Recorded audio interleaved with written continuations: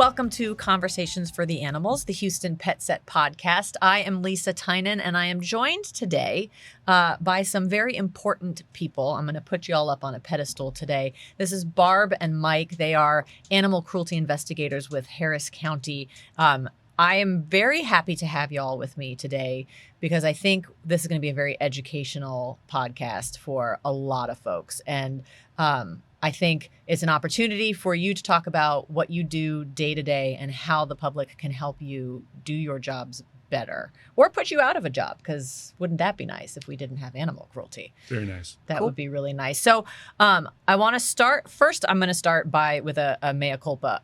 There is a difference between animal control and between animal cruelty investigators. And I really want to get into that just briefly so that everyone knows what it is that you are doing out on the streets to keep pets and people safe. But first, introduce yourselves. Who are you? How did you get into this? Who wants to go first? Dive right in. You are closest. Barb, you start.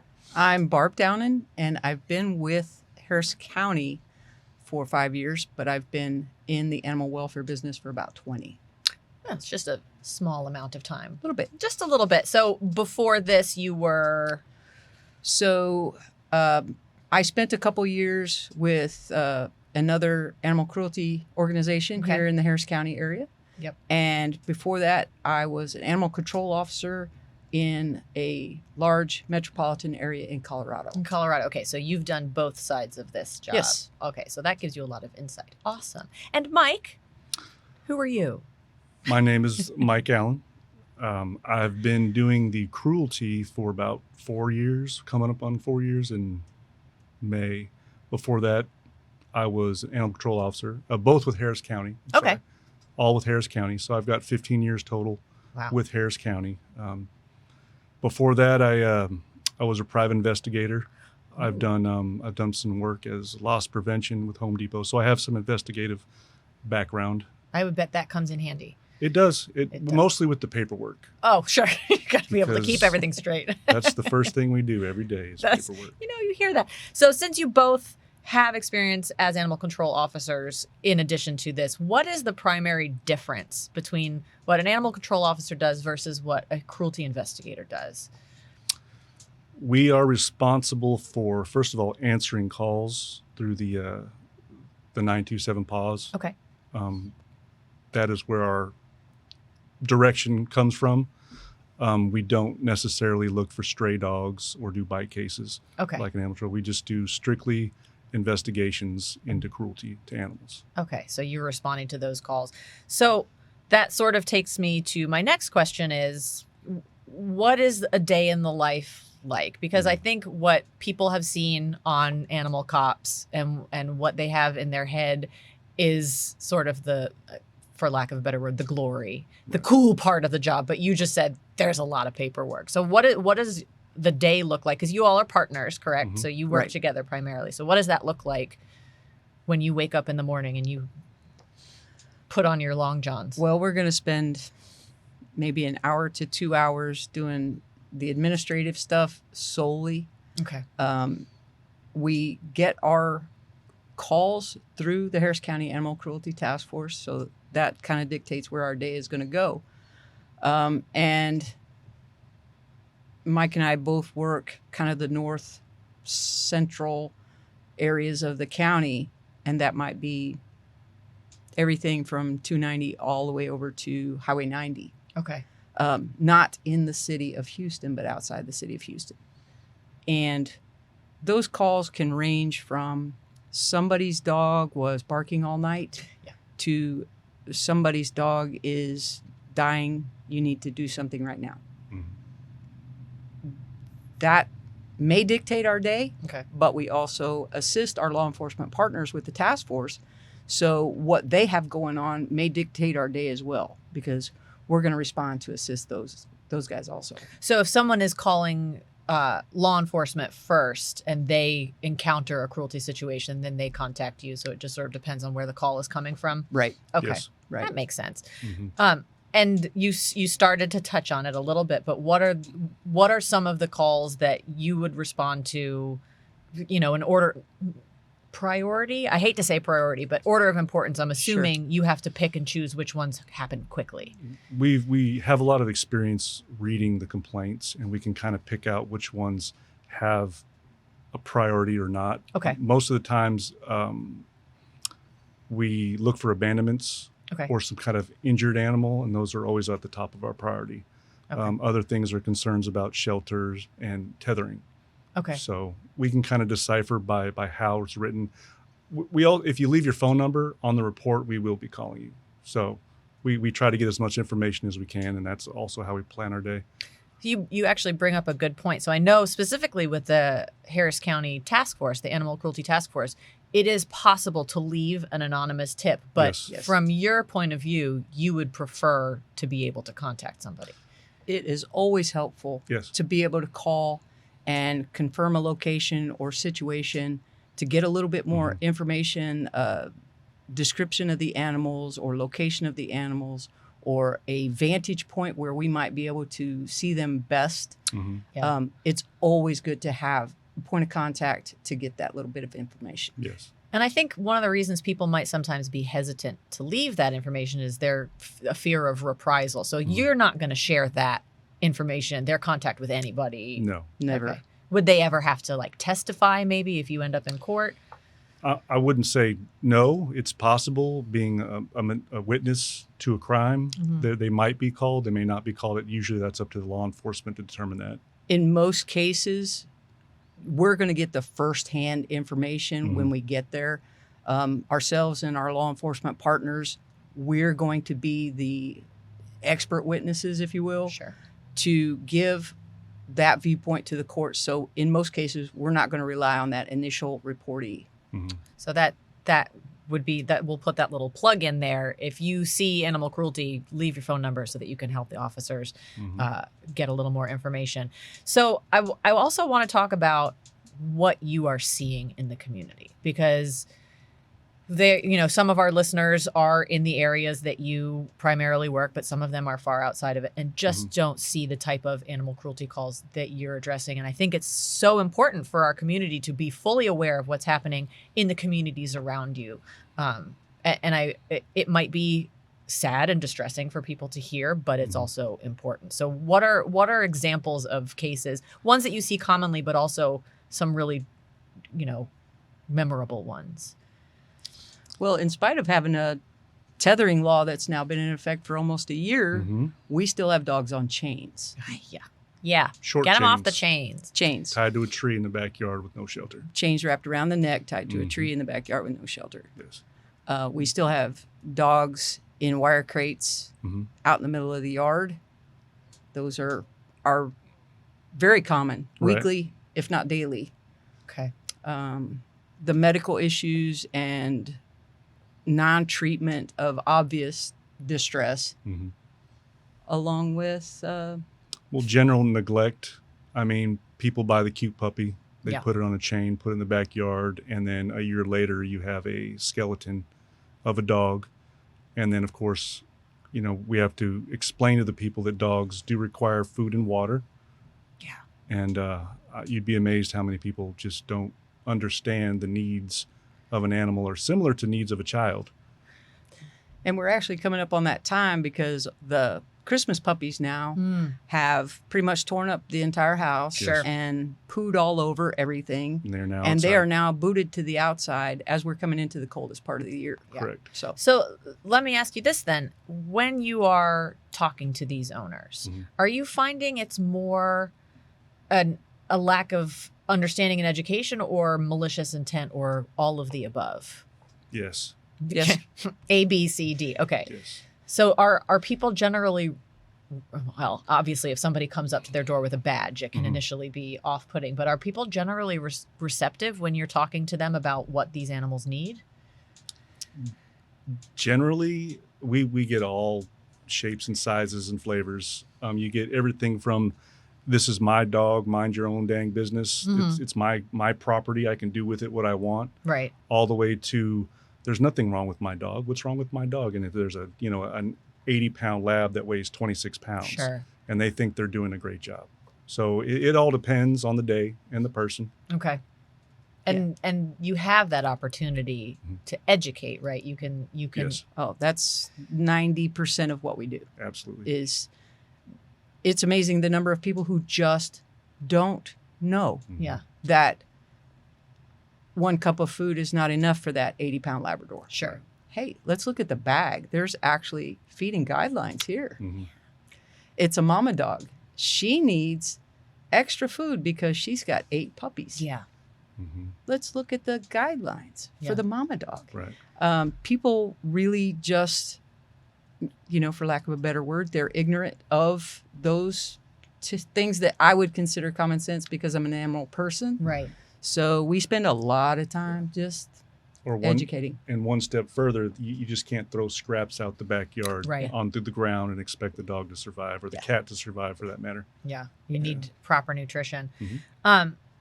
Do you think that a lot of this has to do with lack of resource? I mean, we know for a fact there's a veterinary desert around very specific parts of the county, but I don't want to say that there's one type of person or another who can perform acts of neglect or cruelty, but do people just not have access to the resources they need?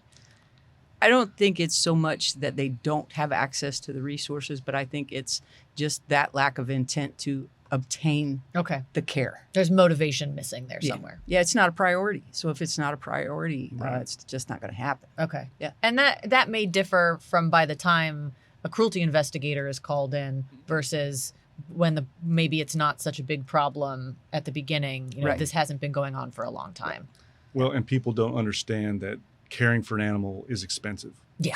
And Yes, it is. if your animal gets sick, every time I have a horse case, I explain them, you just bought a Ferrari. Yeah.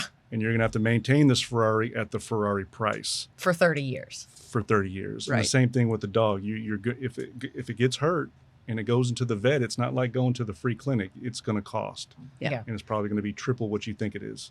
And there are resources for people who can't afford, for instance, Yes. I just had a $800 surgery on my dog a few months ago.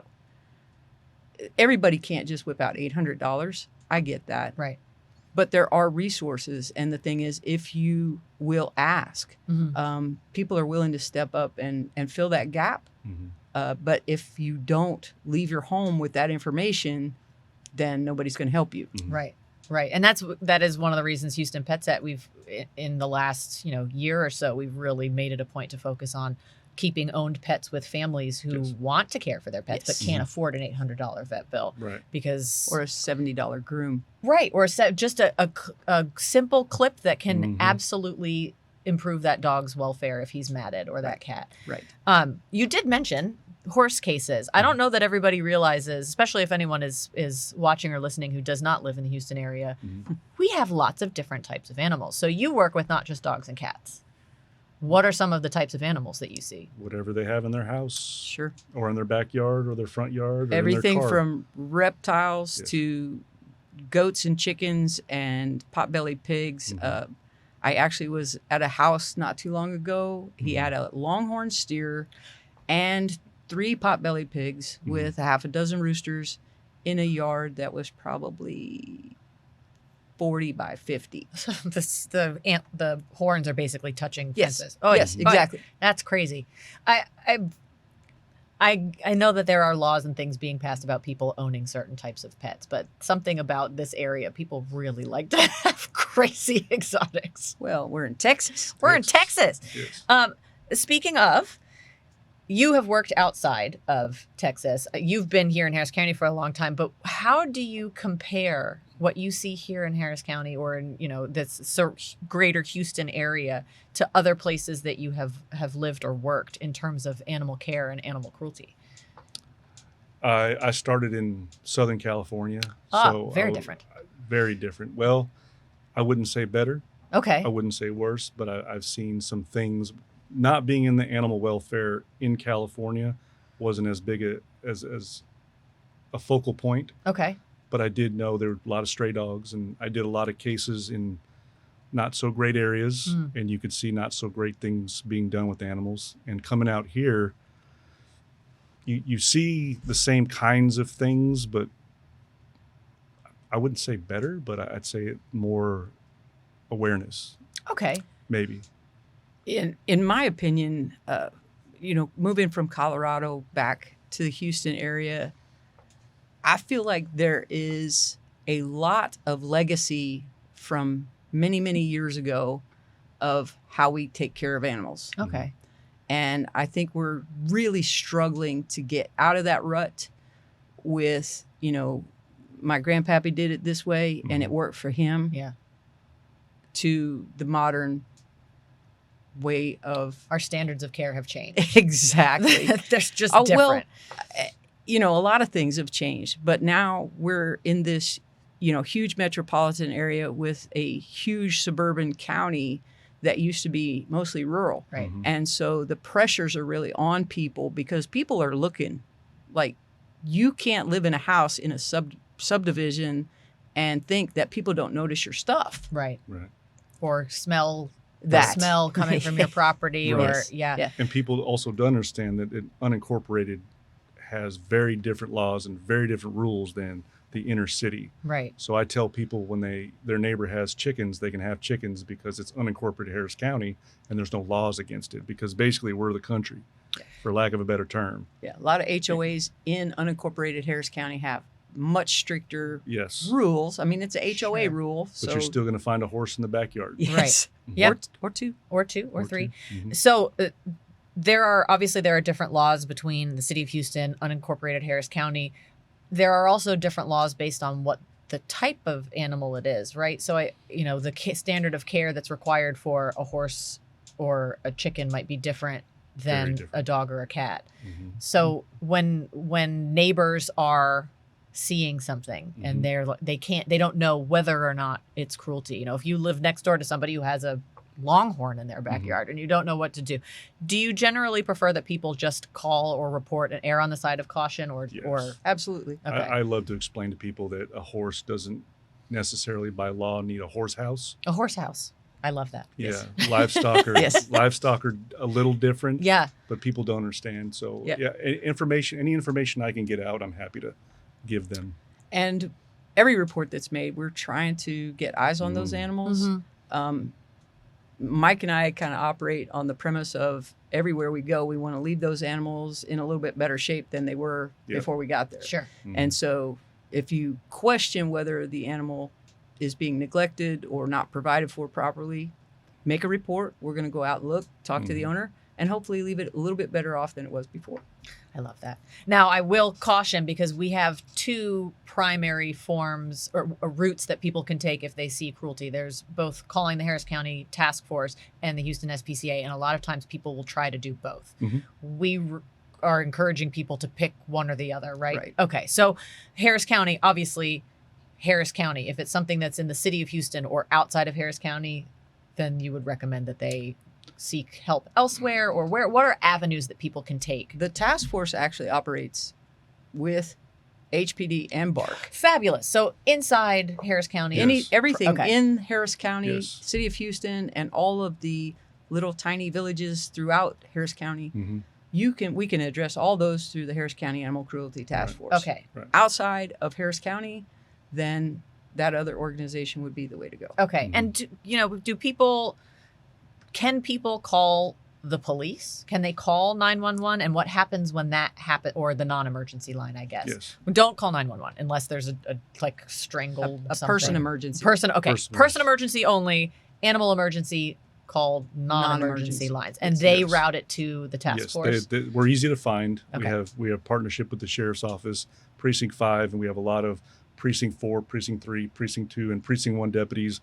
We all kind of don't know each other, but we all know we exist. Okay. So somehow there's a channel where they can get a hold of somebody. So and anybody's better than nobody. Yeah. I like that too. Okay, so now I provided you with this question beforehand because I really wanted you to think about it. So this is the unlimited budget question. If you, and we can talk about you personally, we can talk about what you have seen as working with Harris County. If you had unlimited funds, what changes would you want to see Houston make that would make your jobs easier, make people's lives easier, make lives better for animals? Cool. One word that pops in my mind is education. Okay. Just flood the world with education. Okay. Because, I mean, we teach our children how to wash their hands. We teach them how to eat correctly, how to walk correctly, but we don't teach them how to raise an animal. We don't teach them how to properly raise an animal. Yeah. In our conversation about this question, and we diverged a little bit because we want the governmental support. We want to be able to prosecute the crimes. We want people to be held responsible for the things that they do. But you can't just address it from the judicial side and the administrative side. We've got to get down here and get in the communities because they get one person to come into their school and speak about animal. You have to feed your dog and bathe your dog and walk your dog and train your dog. Right. And that's it. And when they walk out, they see what Grandpappy did and Dad did and Uncle John did, and it's not what we want. Right. So we've got to change them. We've got to be in front of their face a little bit more. And if I had unlimited funds, I would have a task force of educators throughout the county in all the schools at least a couple times a year. And I would have billboards. Yeah. Yes, I love billboards. We love we got Billboards a billboard for great. our cold weather, and we were so happy about it.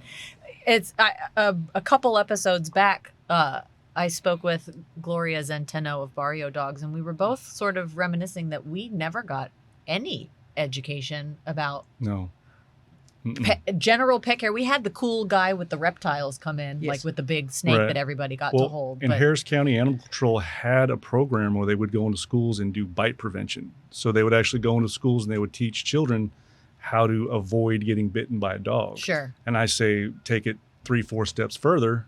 And, you know, and a lot of times when I deal with cases, the children are the ones that they seem to be more logical and reasonable than the parents. Why do we put Fifi outside? Well, he's just a dog. And you're like, listen to your kid. Yeah. So maybe getting the youngins involved would be the first step. Yeah. And then maybe getting the law involved would be third or fourth, somewhere in there. Yeah. And then you meet in the middle somewhere. Right. Yes. But we definitely need approach it from all angles. All angles, up, down, all around, right? Yeah. And then maybe some ADAs that would love to prosecute animal crimes so people know that they can't do it anymore. Because as it stands, there's nothing published that says you can't do it. I mean, we don't look at the news every day and say, poor dog got left out on a chain and these people got a $1,000 fine. Right. There's no information out there. They just say, well, what are you going to do about it? Right. So... And like you mentioned earlier, the Animal Cops version of things. So what we get on the news now is once or twice a month, maybe a large seizure or a rescue, and it's very dramatic. And the day-to-day care, the stuff that really affects a lot of animals' lives, the day-to-day stuff, it gets kind of just neglected from the standpoint of bringing it in people's faces that, you know, shelter is a solid structure that will actually keep the animal warm. Right. Not just a piece of corrugated metal propped up on a fence. Blue tarp. Correct. Or, yes, the old blue tarp. We see those a lot. Yes. I think you touched on having these multiple approaches, and I think from a community standpoint, it's always important to let people know what they can do to help make it better. Obviously, being better pet owners, that's number one. But what do you ask of the community to help you do your job? Obviously, if you see something, say something, like report cruelty. But what else can people do to get involved? Can they volunteer in some way? Is there some place they can donate or someone they can speak to, like an elected official? Texas Humane Legislation Network. Good friends of Houston PetSet. Yes. We love them. We absolutely love them. And if anyone missed our podcast with Shelby Boboski, which, you know, I'll forgive you, but go back and watch it. They are throughout Texas, but they work locally and help pass legislation at the city level, local ordinances, all the way up to the state level. That Safe Outdoor Dogs Act, the tethering law, was state level. We have tethering laws now that are in city of Houston, in addition to mandatory microchipping in the city of Houston. But these are things we also want to expand out beyond the city and into Harris County. Yes. So if somebody wants to move that forward, would they talk to their commissioners? Sure. Okay. Absolutely. The commissioners. Yeah. So All Harris the- County yeah. commissioners. All the That's way up to the governor. Write letters, emails, do what you have to do to at least get the information. The more people talk about it, the more attention it's going to get. Right. I mean, right now there's a lot of news and a lot of stimulation to Austin, to the Capitol, about the border wall. And if we could get that kind of attention to animal welfare, Yeah. we could really make a difference. Yeah. Absolutely. Mhm. Get people mobilized. Yeah. Marching on the Capitol Yeah. Yes. With their dogs. with Yes, their dogs. with their on cats. leashes, vaccinated. Okay, yes, spay vaccinated neutered. and spayed and neutered on Yes, leashes. I please. had to put that in there. Please, Just adding please that. spay neuter your pets. Yes, Yeah, we and don't- Houston PetSet does that for free Yes. if you live in the city of Houston. And I know currently Harris County, well, maybe not Harris County, Bark and Houston PetSet, we all have microchipping events coming up for free microchipping. That helps y'all, Sure. I'm sure, be able to identify in Absolutely. abandonment cases. So microchip your pets, spay and neuter. Don't chain your dogs. What are we telling people about chaining? They can tether Yes. It needs Not- to be a collar, a collar. comfortable, 2 fingers, not too tight, and Okay. a cable at least 10 feet or 5 times longer than the dog. Okay, because With- it's Texas. People leave their dogs outside. Adequate shelter Mhm. and access to water. Access to water. Bring your dogs inside when it's cold. Yes, Please. especially right Please. now while it is actually cold. Yes. Very. Very Mhm. cold. Well, I'm going to send you back out into the cold to rescue more animals. But thank you both so much, Barb and Mike, for being here. I think the more we can get the faces of the people in the streets doing the work and helping the animals out in front of the public, the more they'll understand what a crisis we are in and how much more there is to do to get out of it. So thank you for everything you do every day and for joining me. This has been Conversations for the Animals with Houston PetSet, and we'll see you next time.